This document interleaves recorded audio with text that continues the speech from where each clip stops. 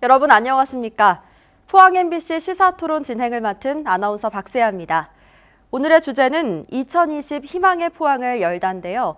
이강덕 포항시장님 모시고 지역의 현안에 대해서 이야기 나눠보겠습니다. 지금 바로 시작합니다.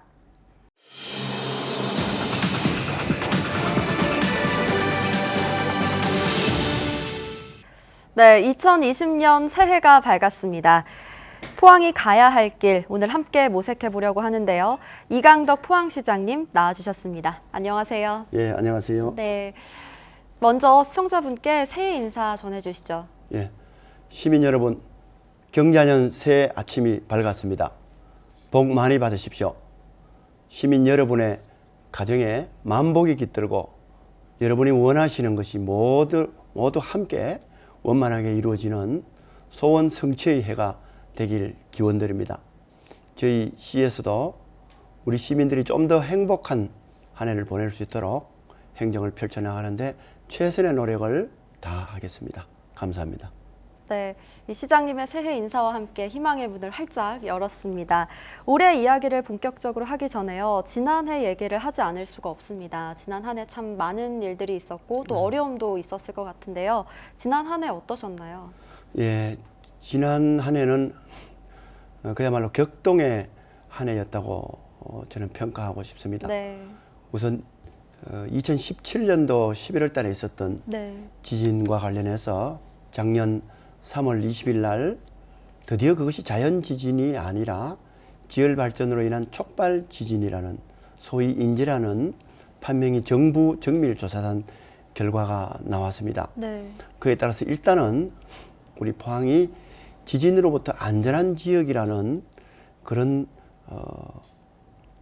규정을 그런 개념을 다시 받게 돼서 굉장히 다행스러운 측면이 있었고요. 네. 또 한편으로는 그런 큰 재난이 터질 때까지 이것에 대한 어떤 대책 없이 발생한 것에 대한 그런 아쉬움, 또 원망 이런 것들이 많았던 그런 해였습니다.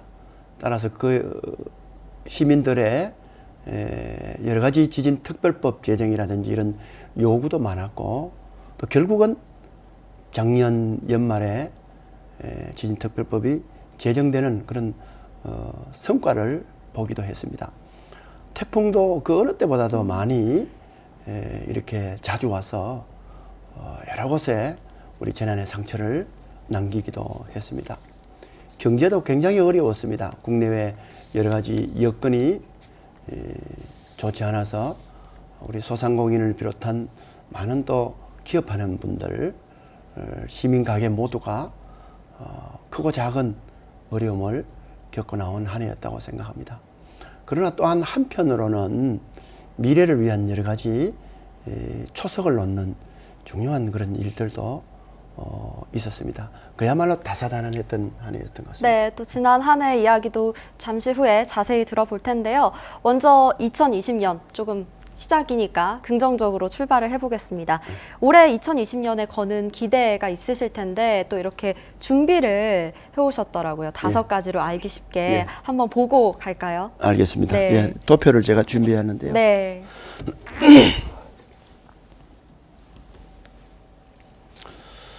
올해는 우선 우리 시민생활과 관련된 바닥 경제가 올해도 어려움이 일부 있기 때문에 어쨌든 이 바닥 경제가 살아나가는데 최선을 다할 생각입니다. 우선 민간뿐만 아니라 우리 시에서 하는 각종 공공투자도 대폭 늘려서 우리 경제 위기를 돌파하는데 도움이 되도록 그렇게 할 것입니다. 네. 그다음에 또 소상공인과 같은 지역 상권을 활성화시키기 위해서 우리 상공인에 대한 저리 융자라든지 또 이 자영업자들이 가면은 카드를 끊지 않습니까? 네. 사람들이. 그럼 카드 수수료 부담도 굉장히 많거든요.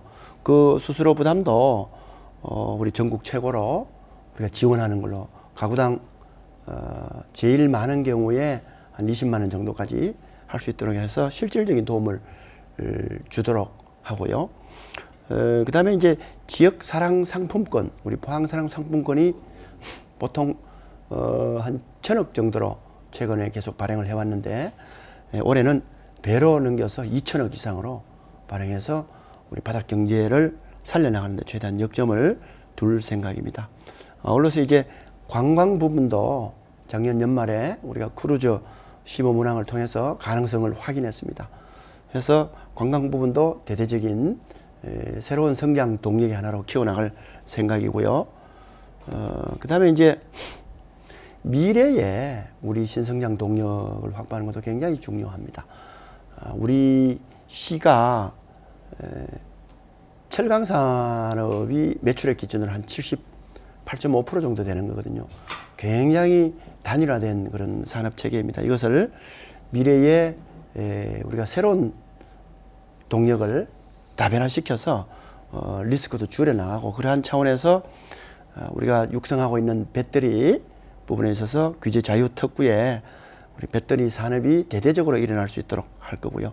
또 작년에 지정받은 강소 연구개발 특구 이 부분도 제대로 활용해서 미래형 신산업 생태계 기반을 확충해 나갈 것입니다. 그래서 포스코에서 지금 추진하고 있는 벤처밸리 사업도 우리 포항대학 포항 포스텍과 우리 경제자유구역 또 테크노파크 이런 것을 중심으로 해서 창업 생태계가 제대로 이루어질 수 있도록 그렇게 하면 결국은 청년 창업자들이 많이 생겨날 수도 있는 거거든요. 그다음에 이제 우리의 주력 산업인 철강 산업의 지속적인 경쟁력을 제고할 수 있도록 우리 정부의 예비 타당성 조사에 대상에 선정되어 있기 때문에 그 부분도 대대적인 우리 통과가 될 수 있도록 활동을 해나갈 계획입니다. 먼저 이 방금 말씀 주신 것처럼 차세대 배터리 산업 최근 굉장히 각광받고 있고 신성장 동력으로 떠오르고 있습니다. 이 관련 기업들이 투자 양해각서를 최근에 체결을 하고 이 포항 블루밸리 국가산단에 이제 입주를 하기로 했는데요. 사실 그동안 포항 블루밸리 국가산단이 어려움이 많았습니다. 이들 기업이 움직이게 된 결정적인 요인은 어떤 게 있었을까요? 우선 앞으로 이제 배터리 산업에 있어서 우리 포항이 굉장히 중요한 위치를 차지할 겁니다.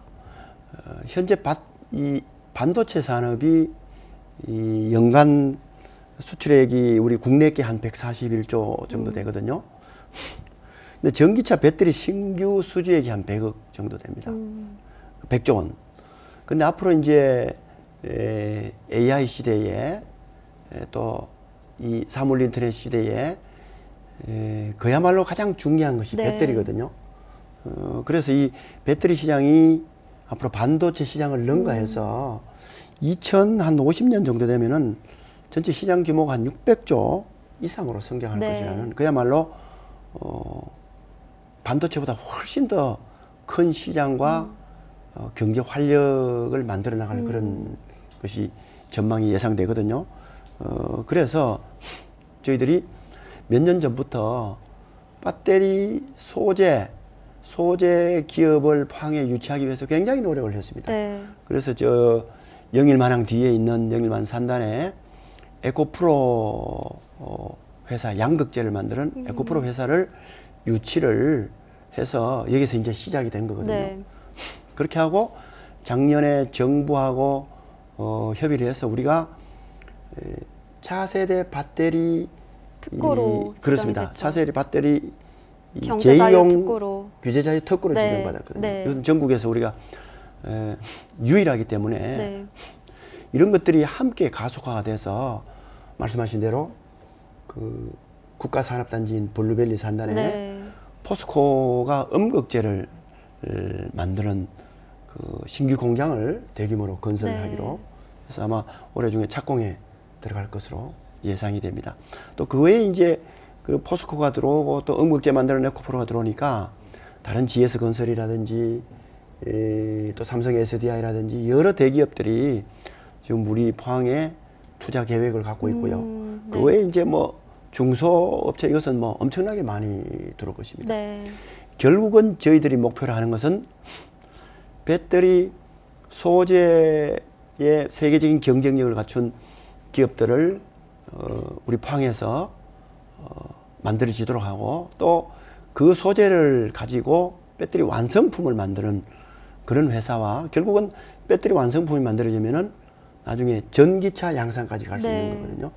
거기까지 해서 우리 포항이 이 차세대 배터리 부분에 있어서 이제 핵심 거점이 될 수 있도록 네. 그렇게 육성해 나갈 계획입니다. 네, 이 포항이 가진 잠재력과 잘 맞아떨어지는 산업으로 성장하기를 기대를 해보면서요. 이 관광 산업도 또 빼놓을 수가 없습니다. 이 방금 전에 설명을 해주셨는데 지난달 포항 블라디보스톡 국제 크루즈 그 시범 운행이 아주 성공적으로 흥행에 성공을 했습니다. 이 처음에는 1,000명이 넘는 승객이 과연 꽉 채워질까 이런 생각도 들었는데 예약률 100%에 또 성공을 했다고 하고요. 혹시 시장님 타보셨나요? 예, 제가 네. 우리 포항을 중심으로 해서 이 크루즈가 기항하는 그러니까 모항으로 출발하는 것이 처음이었기 때문에 네. 제가 그 역사적인 순간에 점검도 하고 네. 또 가능성을 앞으로 타진하기 위해서 제가 처음 타봤습니다. 그래서 이제 우리 포항에서 블라디보스토크까지 가는 것을 함께 성선을 해봤는데 네. 거기에 이 승객들이 한 1,200명이 네. 넘었거든요. 또 승무원들이 한 800명 정도 되고요. 그렇게 되는데 그 1,200명 중에 수도권에서 한 1,000명 이상이 왔습니다. 네. 그래서 외지 사람들이 굉장히 많이 오고 또 갔다 오고 난 다음에 만족도가 높아서 네. 이제 올해는 이것을 가지고 포항과 일본의 서해안, 네. 그 다음에 또 러시아 블라디보스토크까지 연결하는 환동의 삼각벨트, 네. 그리고 삼각벨트 운항을 올해부터 적극적으로 해나갈 계획입니다. 만약 이것이 제대로 되면은 포항이 아주 앞으로 관광산업, 서비스 산업에 큰 하나의 또 분야가 서로 생긴다 네. 이렇게 볼 수가 있습니다. 얼마간까지 일본하고 한일 관계가 굉장히 경색돼서 힘든 국면이 있어 왔습니다만은 올해 일본에 올림픽이 예정돼 있지 않습니까? 네. 그러면은 한일 관계가 또 좋은 또 분위기를 탈 수 있고 그렇게 되면은 이 크루즈 운항은 굉장히 성공할 수 있는 가능성이 높다고 생각합니다. 네. 앞으로 이것을 점점 늘려서 그렇죠. 이제 전기 항로로 만들어 나갈 생각입니다. 네, 이 국제 크루즈의 도시로 포항이 활약하는 거 또 기대가 되는데요. 또 직접 타보셨으니까 이 사안에 대해서 마지막으로 홍보차 자랑 살짝 해주시면 어떤 광경이 제일 좋았다거나. 예. 네. 크루즈 여행은 그 크루즈선을 타는 순간부터 재미있는 여행과 관광이 시작되는 것입니다. 크루즈선 안에서 각종 공연을 보고 또 강연도 듣고 또 여러 가지 오락 시설을 함께 누리고 그다음에 또 맛있는 음식을 언제든지 이렇게 맛볼 수 있는 그런 기회가 있고요. 또 기항지에 도착해서는 그게 새로운 그 관광지를 견학을 하면서 네. 새로운 문화를 또 이렇게 접할 수 있는 그런 곳이기 때문에 크루즈 운항이 그야말로 지금과 같은 시대에는 굉장히 각광받는 네. 그런 이 관광 분야 하나가 아닌가 이렇게 생각합니다. 네, 감사합니다. 이어서 역시 또 포항의 강점이죠. 국내 최대 규모인 포항의 수소 연료전지 발전 클러스터 조성 사업 이야기 안 해볼 수 없을 것 같습니다. 얼마 전 정부의 예비 타당성 조사 대상에도 선정이 됐고요. 이 다른 지역에 비해서 포항이 갖는 장점이 있을까요? 예, 수소 경제는 네. 정부에서 역점적으로 추진하고 그쵸. 있는 새로운 분야이거든요. 네. 근데 그 분야를 정부에서 네 가지로 나눴습니다. 우선 수소를 생산하는 분야, 그 다음에 수소를 저장하고 운송하는 분야, 또 수소 모빌리티, 그러니까 수소 에너지를 이용해서 움직이는 자동차라든지 그런 그 모빌리티 사업, 그 다음에 수소 연료전지 분야 이렇게 나눴는데 네. 우리 시는 수소 연료전지 전지. 분야입니다. 네. 울산 같은 경우에는 수소 모빌리티고요. 그 다음에 새만금하고 강원도 어딘가가 거기가 이제 생산과 저장 운송인데 네. 우리는 그동안에 연료전지 부분에 있어서 포스코가 상당히 또 이렇게 연구를 해왔거든요. 네. 또 산업으로 계속 해왔고, 그다음에 우리 지역에 있는 포스텍을 비롯한 R&D 사업이 굉장히 많이 축적이 되어 있습니다. 그래서 네. 다른 어느 지역보다도 수소 연료전지 분야는 강점을 갖고 있기 때문에 네.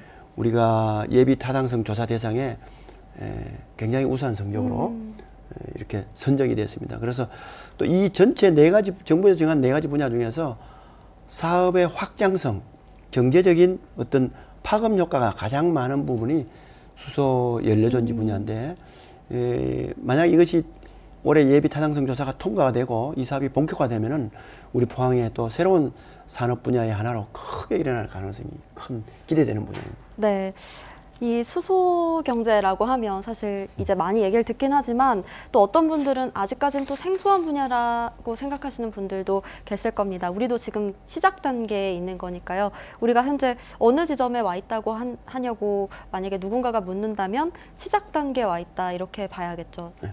시작 단계에 와 있지만은 세계적으로는 우리나라의 수소 경제 부분은 우리나라가 상당히 앞서 나가 있는 선제적으로, 부분, 네. 굉장히 앞서 나가 있는 부분이기 때문에 네. 정부에서는 이것을 하나의 발전 축으로 만든 것은 굉장히 의미가 있는 네. 시적절한 거라고 저는 생각합니다. 네, 선제적으로 잘 대응을 해나가야 될 것 같은데요. 또 한편에서는 수소 경제에 대한 안전성 우려도 있습니다. 이에 대한 대비도 함께 진행이 돼야겠죠. 예, 물론입니다. 원자력 에너지도 원래는 굉장히 위험성이 많거든요. 그런데 이제 그것을 어떻게 안전성 있게 이렇게 하느냐에 따라서 우리가 원자력 에너지를 이용을 할 수 있잖아요. 네. 그게 뭐 원자력 잠수함, 원자력 맞습니다. 또 항공모함 이런 것들도 마찬가지잖아요. 네, 네. 근데 이제 수소 경제 분야에서 우리시가 하는 수소 연료 전지 분야는 그 안전성하고는 상대적으로 상당히 네. 걱정할 필요가 없을 정도로 괜찮은 분야입니다. 수소를 생산하는 데는 조금 문제가 있을 수가 있죠. 또 수소 저장하고 운송하는 데도 마찬가지입니다. 네. 모빌리티 하는 데도 약간 그게 이제 있을 수 있지만은 우리가 하는 것은 수소 그 연료전지를 연료전지를 만드는 기계, 네. 기계에 대한 시스템을 어떻게 할 것인가. 그 다음에 여기에 대한 부품이나 이런 것들을 만들어내는 거라든지 네. 또 결국은 수소 연료전지 기계를 만드는 데 있어서 표준 인정을 받는 센터 이런 것들을 중점적으로 하고 있기 때문에 네. 산업의 파급 효과는 큰 반면에 안전성 문제는 사실은 뭐 거의 염려가 없는 그런 특이한 분야입니다. 그렇더라 하더라도 시민들께서 혹시나 우려할 수 있기 때문에 네. 그 부분에 대한 안전 부분은 다른 모든 분야에 해당하는 것처럼 항상 경각심을 가지고 뭐 저희들은 해야 된다고 생각합니다. 네, 기대를 해보겠습니다. 그러면 이제 풀어야 할 과제면도 조금 이야기를 해봐야 될 텐데요. 지난해 이 민원으로 인한 갈등 있었습니다. 생활 폐기물 에너지화 시설 문제, 이 주민 소환으로까지 이어졌는데요. 이 사전에 뭐 공청회라든가 소통을 위한 노력도 하지 않은 건 아니었음에도 불구하고 생각보다 이렇게 큰 갈등으로 번진 원인은 무엇이라고 보시나요? 예. 작년에 우리 생활에너지 폐기물 소각시설과 관련해서 정말 시의원 주민 소환 투표까지 이어지고 해서 여러 가지 부분에 있어서 너무나 안타깝게 생각을 했습니다. 또 그로 인한 많은 주민들 간의 갈등 발생, 또 주민 소환 투표를 위한 비용 부담 등등 정말 안타까웠고 그랬습니다. 뭐 이유야를 불문하고 그런 데까지 가게 돼서 정말 송구스럽기도 하고 그랬습니다. 그래서 뭐 그 원인이야 여러 가지가 있겠지만은 뭐 우선 저희들이 앞으로 행정을 할 때 좀 더 그런 시민들의 바람 또 의식 수준 이런 것들이 바뀌는 걸 감안하고 모든 행정을 해야 되지 않겠나. 행정의 패러다임을 조금 바꿔야 되지 않겠나. 그런 것을 생각하는 계기가 됐고요. 또 한편으로는 시민의식의 문제도 한번 생각해 봐야 된다고 생각합니다. 저희들이 수없는 우리 공청회와 설명회와 또 이런 것들도 사실은 뭐 했지만은 이 생겨나기 시작한 오해 이런 부분이 시민사회에 확산되면서 여러 가지 점점 괴리가 많이 생겼던 부분 그런 부분도 또 많았던 것 같습니다. 현대 사회가 주로 이제 보고 싶은 것을 위주로 많이 보고 또 내가 믿고 싶은 것 위주로 많이 보고 하는 그러한 세상이 과거보다 훨씬 더 심화되었습니다. 그런 것들이 갈등을 더 극대화시키고 문제 해결을 어렵게 하는 그런 부분이 많다고 생각하거든요.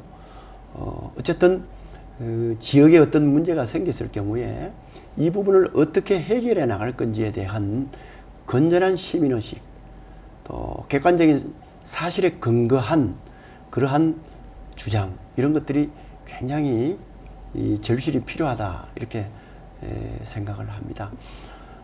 지금 생활에너지 폐기물 우리 시설 때문에 주로 남구 지역 특히 오천 권역 주변으로 많은 불편을 또 호소하고 또 의혹을 제기하고 있기 때문에 그 부분에 대해서는 저희들이 언제든지 그런 의혹을 주장하는 분들과 함께 그 문제를 점검하고 해결해 나갈 의지가 있다 이런 말씀을 드리고 또 실질적으로는 그 주변에 있는 오랫동안 그런 대기 환경 오염의 원인을 제공하고 있는 그런 일부 기업들도 있거든요. 그 기업들도 우리 시와 함께 그런 악취를 대기 환경 오염 물질을 줄여나가는 그러한 노력을 함께 적극적으로 기울여 나가도록 지금 우리 행정도 집중을 하고 있습니다. 네. 또 어떻게 보면 앞으로 이제 결국은 우리 그 현재 하고 있는 그 각종 우리 시에서 하고 있는 자원순환 시설과 관련해서는 그 종료되는 대로 우리 시민들하고 피해가 가장 적은 쪽으로 완전히 이전할 계획을 가지고 있습니다. 그래서 종합적인 계획을 수립을 해서 나중에 거기서 이전하게 되면은 거기에 우리 그 지역 주민들로부터 진정으로 사랑받고 또 지역 주민이 자긍심 느낄 수 있는 그런 시설들을 아주 획기적으로 건설을 해나갈 계획으로 있습니다. 네, 잘 들었습니다. 어떻게 보면 올해에는 가장 궁금한 부분이 가장 큰 관심이 얼마나 안전하게 운영될 것이냐 하는 부분일 겁니다. 어떻게 보면 갈등을 봉합하는 단계에 있기도 하고요. 그 시장님께서 오천읍 지역으로 이사를 가실 계획도 있다. 그렇게 해서 시민과 신뢰를 쌓아 나가겠다. 이런 발언을 하신 적도 있는데 여전히 계획에 있으신 건가요? 그렇습니다. 하도 안 믿으니까 그러면 제가 이사 가서 제가 거기 가서 살겠다. 또 제뿐만 아니라 시의 이 관련된 부서나 다수의 직원들이 이 현장에 가서 살면서 실제 뭐가 불편한지 무슨 문제가 있는지를 현장 위주로 체험을 하면서 그 문제를 해결해 나가겠다는 그런 의지거든요. 네. 그래서 저도 올해 중으로는 이사를 가서 직접 체험하고 주민들과 함께 부대끼면서 그런 문제점을 찾아낸다는 생각을 가지고 있습니다. 네, 이 실질적인 소통으로 시민들과 신뢰를 쌓고 더 많은 소통이 이루어지기를 바라보겠습니다. 저희가 2019년 지난 한 해를 얘기할 때 시장님께서 가장 먼저 얘기하셨던 게 지진, 포항 지진으로 인한 상처. 아직까지도 완전히 회복되기 힘듭니다. 벌써 2년이 지났고 지난해 말이죠. 이 포항 지진 특별법이 국회 본회의를 통과를 했는데요. 언제쯤 우리는 이 지진으로 인한 상처 깨끗하게 극복할 수 있을까 이런 생각도 드는데 어떻게 보고 계신가요, 지금? 작년에 이제 지진 특별법이 통과를 돼서 지금 정부에서 시행령을 준비 중에 있습니다. 이 시행령이 공포가 시행이 되면은 그때부터 이제 그 시행령에 맞춰서 피해 구제를 위한 접수를 신고를 받고 또 그에 따라서 심의위원회에서 심의해서 구제액, 보전액을 의결을 지어서만 네. 보낼 거고요. 그렇게 되면 결국은 올해 중으로는 올해 하반기 중으로는 충분히 그러한 것들이 실질적으로 이루어지지 않을까 네. 이렇게 생각을 하고 있습니다. 지난 연말에 국무총리께서 현장 확인 겸해서 다시 네. 내려오셨을 때 가능한 한 이 시행령이 우리 시민들의 어려움을 반영하는 쪽으로 시민들의 입장에서 많이 이렇게 베풀어 줄 수 있는 그런 입장으로 이 시행령을 좀 제정을 해달라고 네, 건의를 맞습니다. 했습니다. 주민 의견이 어떻게 반영될 수 있을지 그 부분이 사실 제일 궁금하거든요. 예, 그렇습니다. 그래서 이왕 이 법이 만들어서 시행되는 김에 시민들 기대 수준에 합당한 그러한 구제가 이루어져야 된다고 생각을 하고요. 아울러서 또 진상조사위원회도 함께 운영되기 때문에 새로운 진상규명의 길도 함께 열렸다는 데에서 큰 의미가 있다고 저는 생각합니다. 네, 이 주민 의견을 잘 반영해서 진행이 해야 될 텐데 올해 이 포항시는 특별법 제정에 맞춰서 지진 특별 지원단을 만들고 조직 개편에도 착수를 하셨다고 합니다. 이 개편은 어떻게 이루어지는 건가요? 지진에 대한 여러 가지 후속 조치를 위해서 네. 지진 대책국을 저희들이 만들어서 운영을 했습니다. 그것을 이제 올해부터는 지진 특별 지원단으로 만들어서 피해 주민들에 대한 지원 이 부분을 집중적으로 해 나가기로 하고 이름을 바꾸고 또 그게 이 책임자 되는 사람들을 우수한 사람들을 배치를 네. 하고요. 또 팀도 더 만들고 인력도 더 보강할 그런 계획입니다. 앞으로 이제 국무총리실 산하에 지진 피해 구제 심의위원회와 또 진상규명위원회 2개가 만들어지기 때문에 네. 그 산하에 있을 사무국과 긴밀한 연락 체계를 갖추고 결국은 또 시민들의 피해 구제 신고나 이러한 부분에 있어서 굉장히 어려운 부분이 많지 않습니까? 네. 그 부분을 집중적으로 지원을 해나가는 것이 저희들이 목적이고요. 결국은 우리 정부와 우리 시민들 이 사이에서 교량 역할을 하면서 실질적인 도움을 줄 수 있도록 그런데 최선을 다할 생각입니다. 네. 아직까지도 이 포항과 지진을 연결시키는 적지 않은 사람들이 있기 때문에요. 2020년에는 더 빠르게 크게 개선되기를 바라봅니다. 이 포항 지진과요 또 연결되는 부분이 전국 부동산 문제입니다. 이 지진 이후에 포항은 계속해서 부동산 가격이 떨어지고 있고 또 포항 시민들은 수도권 지역이나 전국적으로 부동산 가격이 오르는 것을 보면 뭐 상대적인 박탈감까지 느낀다고 하는데요. 이 부분은 어떻게 보고 계신가요? 지진 이후에 인구가 또 대폭 유출이 되고 여러 가지 경기 불황 이런 것들이 겹쳐서 사실은 우리 아파트 가격이 말씀하신 대로 많이 하락됐거든요. 네. 그래서 그 부분은 정말 안타깝게 그렇게 생각을 했습니다. 미분양 아파트도 좀 많이 남았었는데 지금까지도 제자리를 근데 찾지 이제 못하고 있죠. 저희들이 이 조사를 해보니까 네. 작년 연말 2019년도 12월 말 기준으로 현재 미분양 아파트가 총 657세대 네. 굉장히 그 적은 규모죠. 네. 그것도 대부분 이제 초곡과 같은 도시 외곽 지역에 있는 그런 아파트가 많고요. 올해 4월 말 한으로 준공이 예정되는 아파트가 한 4,000 세대 정도 있거든요. 네. 그것이 이제 끝이고 그 이후에 한 2, 3년간은 우리가 신규 아파트 공급 계획이 없거든요. 네. 그렇게 되면은 네. 아파트 가격이 상당히 향후에 몇 년간 회복되지 않겠나. 지금도 좀 회복이 많이 되고 있지만은 네. 상당히 좀 회복될 거고. 그래 암만 그렇게 해도 서울에 지금 집값이 폭등하는 그거하고는 비교할 수 네. 없을 정도죠. 그래서 이제 지금 우리 이 생활 행태가 지금 바뀐 것이 단독 세대가 굉장히 많아졌습니다. 지금 그래서 연평균 한 2,500세대 정도 아파트가 추가가 지금 단독 세대가 증가하기 때문에 네. 소요되는 그런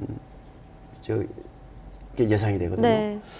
그러면은 향후 2, 3년간 아파트가 조금 품귀될 수도 있다. 뭐 저희들은 그렇게 조금 예상을 하고 있습니다. 물론 이제 일부에서는 새로운 데로 가면서 아파트를 못 파는 부분, 안 팔린 부분, 그런 부분도 있습니다만은 어찌됐든 간에 아파트 가격은 당분간 수도권만큼은 아니지만은 회복을 좀 해갈 것이다. 저는 네. 그렇게 전망을 하고 있습니다. 그럼 올해 뭐 부동산 관련한 대책도 마련된 게 생각하고 계신 게 있으신가요? 예. 그래서 이제 부동산 관련된 것을 공급이나 이런 부분은 좀 수급을 민간 시장에 맡겨놔야 되겠지만은 네. 이 수급을 좀 보고 그렇게 해야 되지 않겠나 이렇게 생각을 하고요. 네. 이제 상가 부분에 있어서 사실은 굉장히 이 공실률이 이 지역 경제 체감 경제에 미치는 영향이 크기 때문에 그 부분에 대한 것도 대책을 좀 수립을 해야 되겠다 이런 생각을 갖고 있습니다. 상가는 작년도 한 9월 기준으로 보면은 전국의 공실률이 한 10.6% 정도 되거든요. 10.6%. 10.6%. 네. 근데 우리 포항이 한 9.4% 네. 정도 됩니다. 그런데 사람들이 많이 살고 있는 네. 이 장량동 네. 이런 데가 상가가 한 23.7% 정도가 공실입니다. 네. 특히 양덕동의 그렇습니다. 공실 문제도. 예, 예. 그 이유가 보면은 중앙상가. 네. 그렇습니다. 그 이유가 상가가 한 3천 상가가 정도 돼요. 굉장히 많은 거죠. 네. 그게 많다 보니까 그게 한 172, 작년 연말, 작년 그 중반 정도의 기준으로 보면은 한 726이네. 726개 상가 중에 172개가 네. 2개가 지금 비어 있거든요. 네. 그 다음에 또 이제 상대동이 한 22% 됩니다.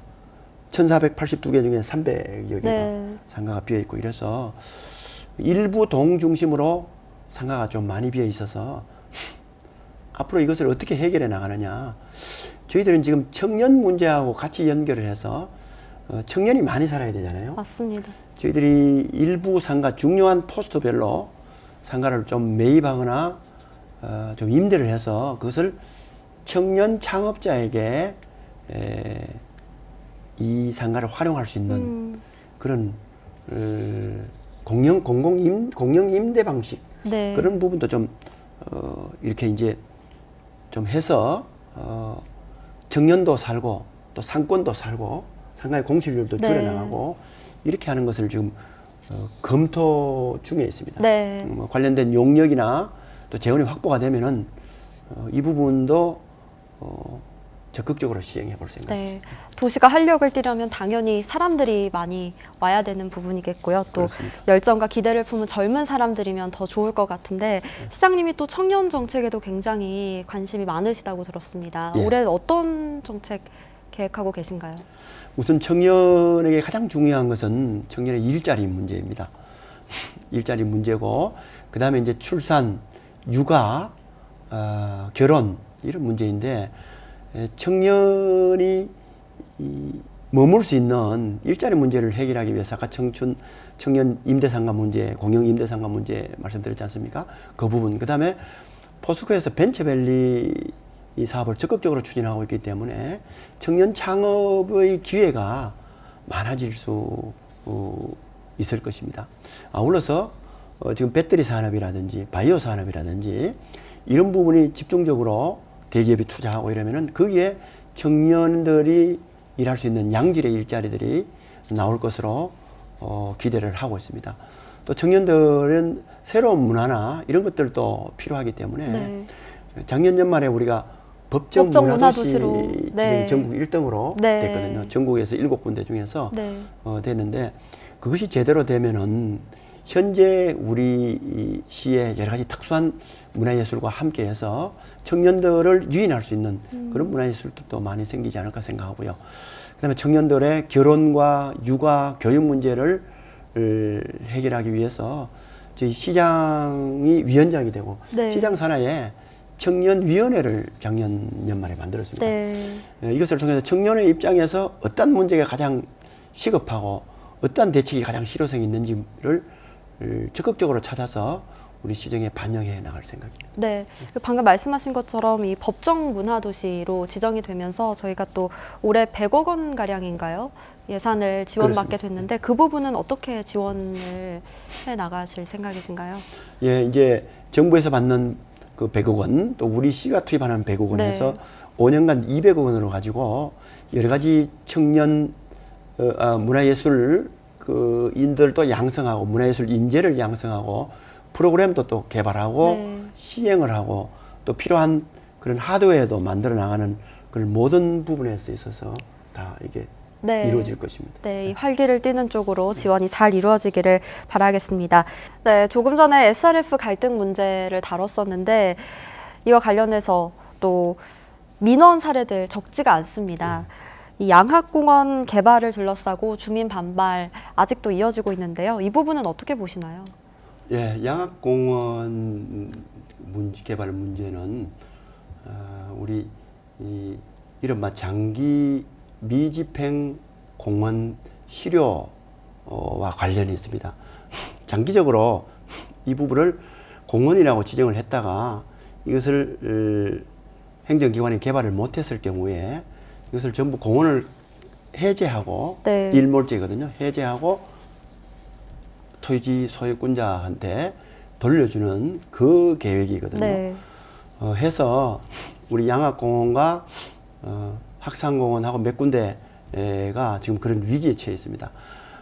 가장 큰 문제는 정부에서도 마찬가지고 이 공원이 지정된 것이 실효됐을 경우에 난개발로 인할 문제를 어떻게 할 것인가.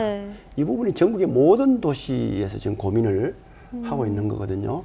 우리 시 역시 그런 문제를 똑같이 가지고 있어서 그것을 해결하기 위한 차선책이 지금 공원을 개발하는 거거든요. 정부에서 정한 법에 의하면은 그 공원으로 지정됐던 부분의 30%까지를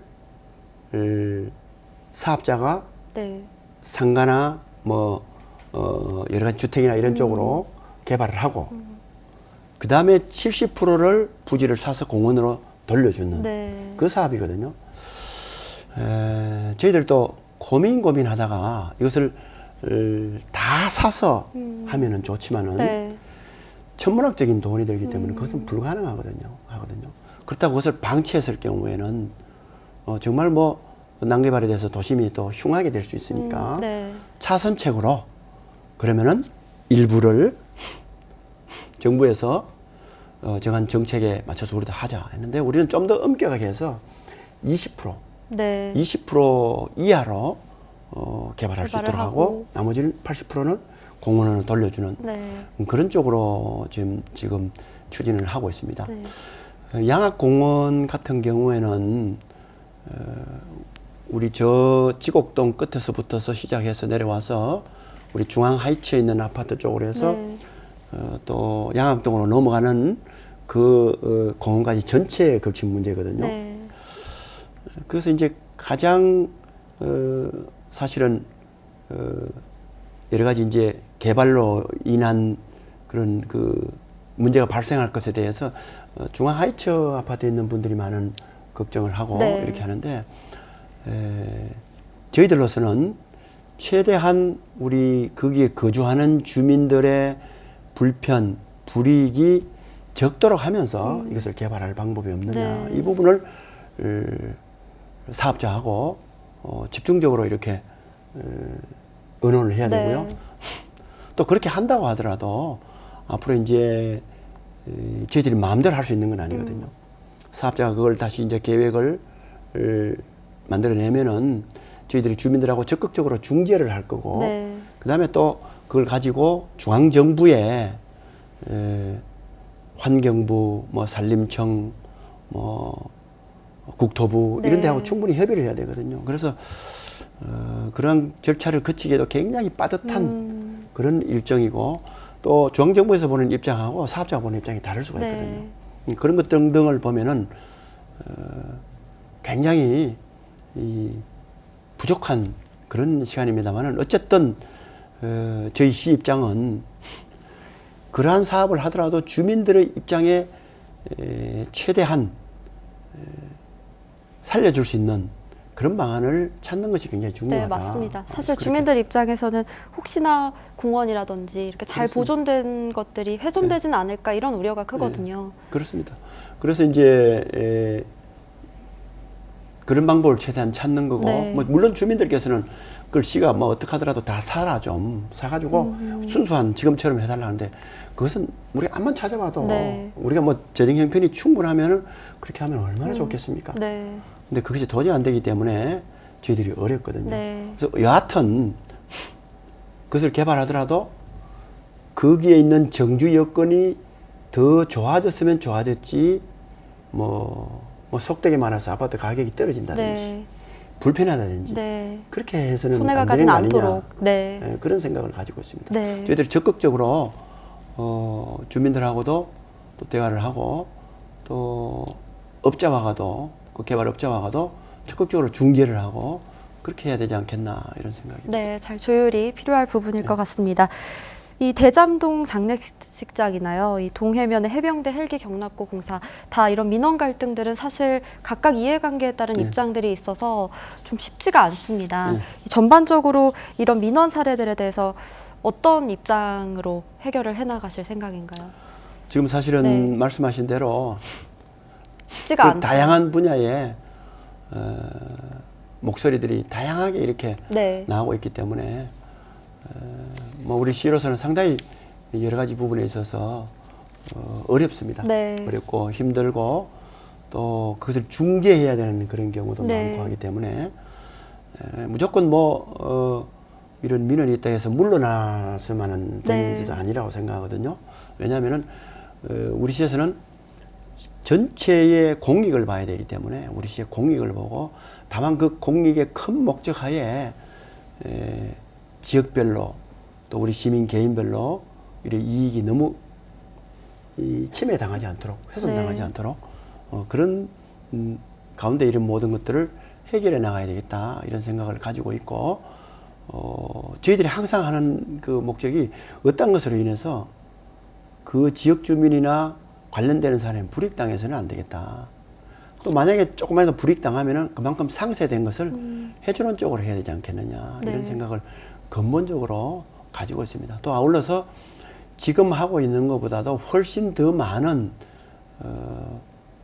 대화라든지 그렇죠. 설명회라든지 또 이런 것들이 굉장히 행정 낭비의 부분에 있다고 하더라도 그런 부분은 수없이 네. 좀 거쳐야 되지 않겠나 이렇게 생각을 하고요.